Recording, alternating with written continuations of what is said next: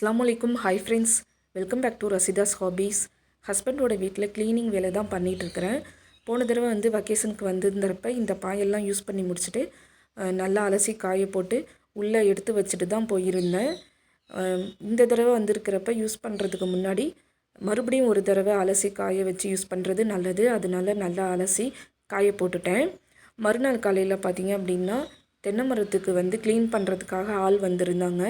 இந்த மாதிரி தென்னை மரத்தில் தேவையில்லாததெல்லாம் வெட்டி தூக்கி போட்டோம் அப்படின்னா மரம் நல்லா க்ளீன் ஆகிடும். சீக்கிரமாக காயும் பிடிச்சிரும் மரத்தில். அதனால க்ளீன் பண்ணுறதுக்காக ஆள் வந்திருந்தாங்க. நல்லா க்ளீன் பண்ணி கொடுத்துட்டு போயிட்டாங்க. இப்போ மரம் பார்க்குறதுக்கு நல்லா இருந்துச்சு. அன்றைக்கி காய போட்டிருந்த பாய் எல்லாமே நல்லா காஞ்சிருச்சு. அதையுமே உள்ளே எடுத்து வச்சுட்டேன். இந்த விலாகை நான் இதோட முடிச்சுக்கிறேன். அடுத்த விலாகில் பார்க்கலாம். தேங்க்ஸ் ஃபார் வாட்சிங். Bye friends.